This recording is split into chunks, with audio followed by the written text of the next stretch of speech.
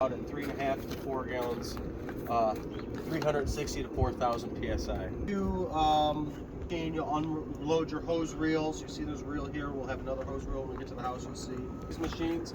They're exactly the same. They've got a kill switch, on and off. Okay. They've got a fuel shut-off switch. When you're traveling, it should be in the off position. Back of the machine here, so this is a motor. This is just a motor, right? This is our pump. This is what makes all the magic happen. What we're doing on all houses is we're soft washing. How do we soft wash? What does that mean? It means we're using lower pressure. In order to use low pressure, the pressure that comes out of the end of this gun is indicated by the tip that you use. This tip here, it's called a jrod. It was invented by some guy named jrod, and basically it's just a bunch of these little connectors welded together, and you can put different tips on them. Okay, is that the larger orifice tips will pull soap, and the smaller orifices tips will only shoot water. Okay, I'm trying to remember the name of the process. Like if I put a tip on here, now I'm only blowing out about 500 psi. Okay, on my. Okay, and so this is a unit in itself. That's your downstream injector, right? You're pulling 3.5 gallons a minute of water, right? And so in here, typically, I found that we don't need to really cut our SH, sodium hypochlorite. That is the main ingredient in household bleach. So it smells like bleach, it looks like bleach. Everyone says it's bleach. Really, it's sodium hypochlorite. That's the main ingredient in bleach. A bottle of household bleach is 5.5 to 6%. So just to give you about almost twice. Yeah. Super much stronger. Okay. So when you get there and you make your batch, you're going to take your, we'll just call it, take your bleach and put it into you put the soap in there. The soap is the same Dawn dish soap that we use. It acts as a surfactant. That holds the chemical to the house, and it also allows you to see the chemical, because if we were just spraying bleach, it doesn't look like anything. Go ahead and start my machine. I turn my kill switch on. I turn my gas on. I've got my choke on. You know, this, like I said, this machine's pretty easy, so I can start this one. Start up. Start the choke off.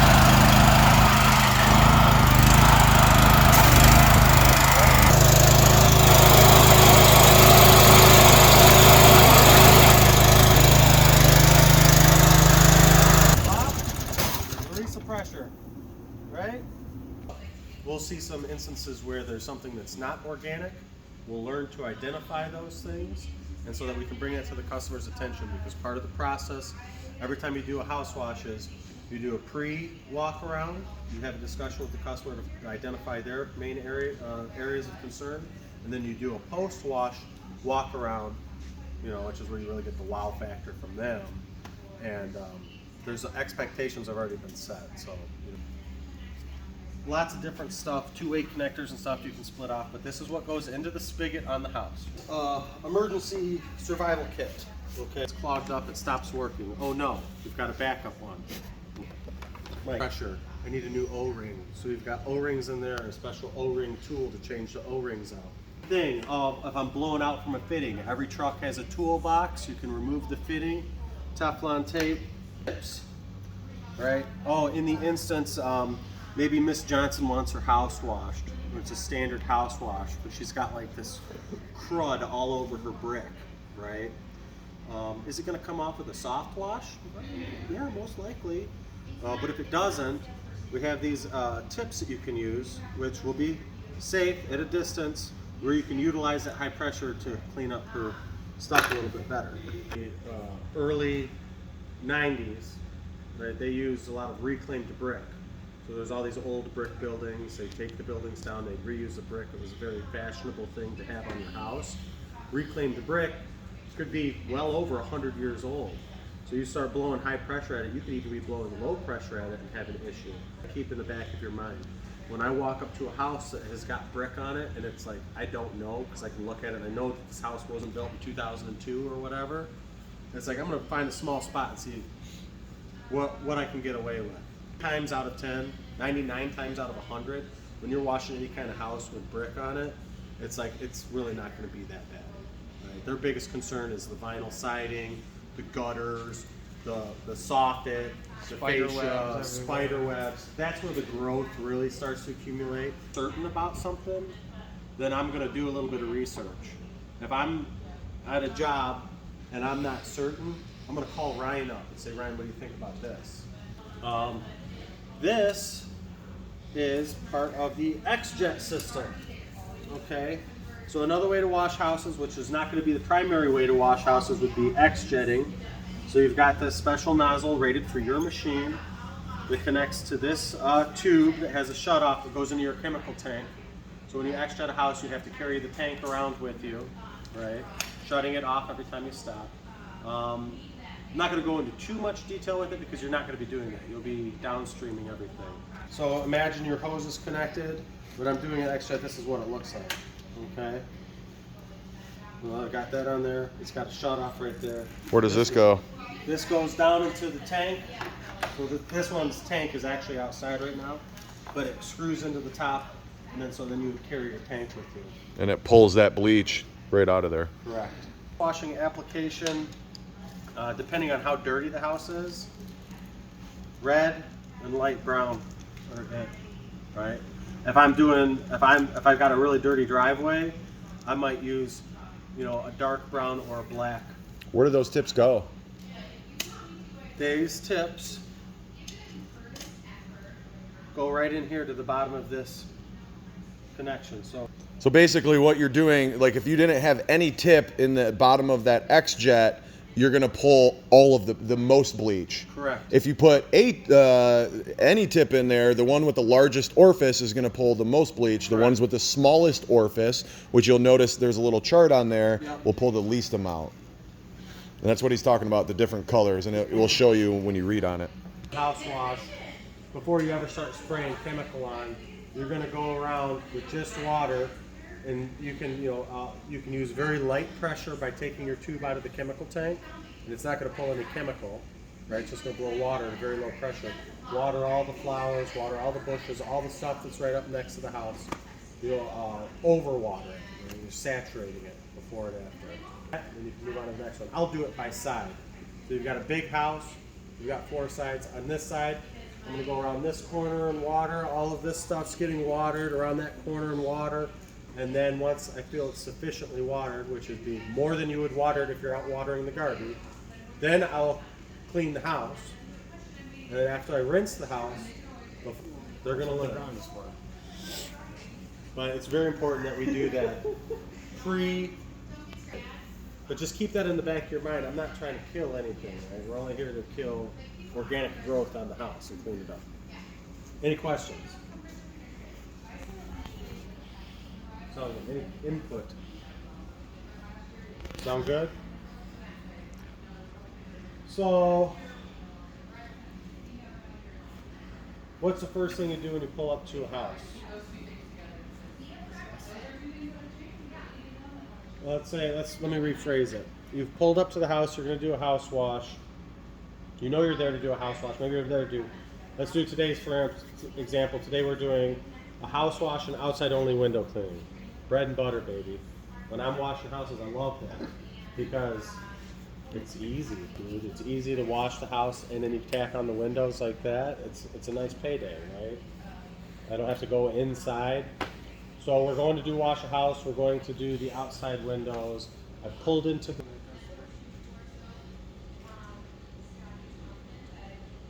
First thing I do is just initial assessment. I'm looking at the house, seeing if there's anything that catches my eye immediately. Then I'm going to talk with the customer, see if they have any particular things that they want me to take care of. What's the first thing you do? What's the first thing Keegan does? I'd probably hop up the van and then... What's the first thing Mark does? What's the first thing Ryan does? What's the first thing Scotty does? Put a yard sign out. Okay.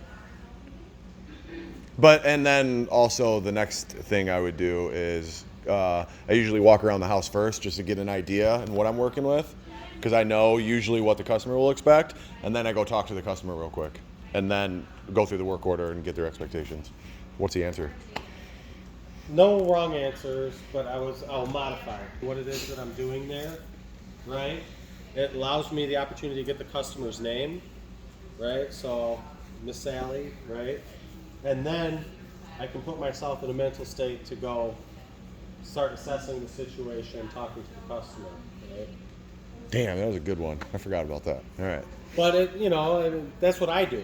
Everyone's different. You'll find your own. Well, no, I mean that's what you should do, because anytime you do pull up to the customer, you want to obviously read the work order. What am I doing? One, and who am I talking to? Two. I want to know what I'm doing. I don't want to get a reminder when I'm talking to the customer. Oh yeah, and we're doing this. Yeah. Right. I want to go up there knowing that everything that we're doing. So Is when accurate. I point it out to her, it's a lot quicker, and it instills confidence in the customer as well. And yourself. And yourself. As far as the assessing of the property, I agree. I typically like to announce myself and say hello before I start walking around, because sometimes I can freak people out, but they do know that you're coming, right? So I'll see what I can see when I first walk up. So when I'm walking up to a house, the first thing I'm doing is typically, let's say there's a garage and then there's a walkway, maybe it's 2 stories. I'm looking at things that I'm, hello, introduce myself, go over the work order. We're going to get started. Have a moment, we'd like to walk around and look at your property before we get started. Absolutely, let me throw my shoes on. They get their shoes on, they come out. The first thing I ask them is what is your primary concern? Why did you call us today? Wash the house. But if you look over here, the north side, typically it's covered in green stuff. We really want to get that cleaned up. We really want to brighten the gutters up, right? Walk around, and then you kind of got to lead them, right? Because some people are going to be really interested in what you're saying, and some people are really not going to care at all. But so what you're doing is when you're walking around, now I'm getting a feel for what I'm looking at, everything that needs to be cleaned. I'm really looking for damage, right? I'm looking for siding that's loose. I'm looking for holes in the siding from rocks from weed whippers. I'm looking for gutters hanging down and stuff, so that I can point that out in that moment. Just hold up there, Miss Johnson. Yep, I see it. Okay, just wanted to let you know. I'll take it easy on that spot. Oh, you see you've got some siding falling down over here. We'll take it easy on that spot. Oh, I didn't see that. Thanks for pointing it out. Just wanted to let you know your gutters are hanging down over here a little bit, so we'll take it easy on that spot. I would say take it easy. Take it easy, right? I'm not going to hammer on it. Right? And you won't, right? Because we care about our customers, we want to take care of them.